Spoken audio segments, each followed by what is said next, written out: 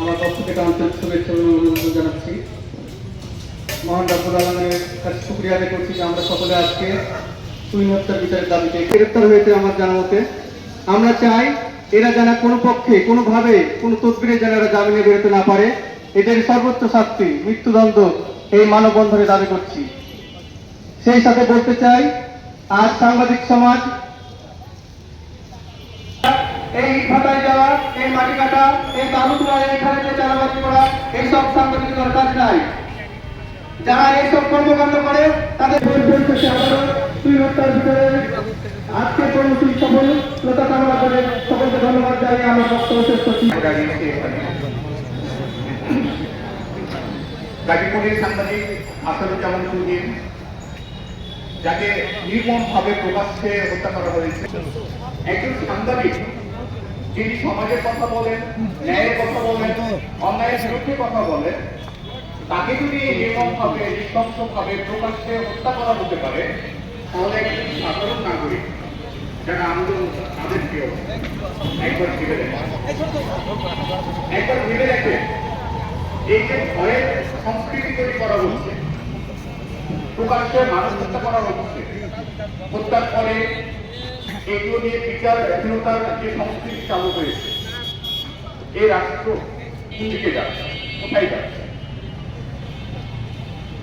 আমার আগের বক্তারা, আমার সাংবাদিকরা বলে গেছে, মহামুক্তিযুদ্ধের পরে বাংলাদেশের প্রেক্ষাপট, 24 জুলাই পরে বাংলাদেশের যে প্রেক্ষাপট সেগুলো তারা বলে গেছে। আমরা বলতে চাই, জুলাই গণঅভ্যুত্থানের পর মানুষের যে আশা আকাঙ্ক্ষা তৈরি হয়েছিল, মানুষের বাক স্বাধীনতার যে নিশ্চয়তার আশা করেছিল, আকাঙ্ক্ষা করেছিল, নিরাপদে জীবনযাপনের যে আশা আকাঙ্ক্ষা ছিল, যেতে পারে না। আজকে আসাদুজ্জামান তুহিনের জন্য আমরা রাস্তায় দাঁড়িয়েছি। এই বিচারহীনতার সংস্কৃতি চালু থাকলে আরো অন্য সহকর্মীদের একইভাবে নির্মমভাবে হত্যা করা হবে। আমাদের এই রাজপথে দাঁড়াতে হবে।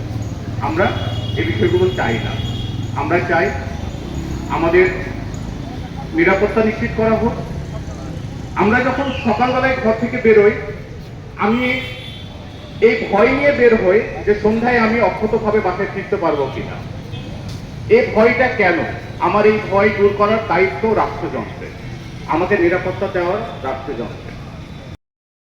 মানুষ যাচ্ছে, এই ধরনের অপকর্ম হয়তো আরো কিছুদিন চলবে, কিন্তু বাংলাদেশে ইনশাল্লাহ এর মুখোশ উৎপাদন হবে এবং এই ধরনের কর্মকাণ্ড কোনোভাবে আপনাদেরকে করতে দেওয়া হবে না।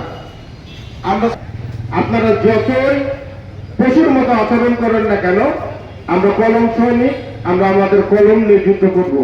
এতে কোনো বাধা দেওয়ার কোনো সুযোগ নেই। তবে সবচাইতে ব্যর্থতা, কিন্তু আমরা সাংবাদিকরা পারি না, কারণ আমাদের ঐক্য নাই। আমি সবশেষে পুলিশ বাহিনী দিতে চাই, আমাদের বিরুদ্ধে কেউ যদি এই অনক্ষ করেন, আমাদের বিরুদ্ধে অবিচার করেন, আমরা অতিরিক্ত বক্তব্য শেষ করছি। আসসালামু আলাইকুম।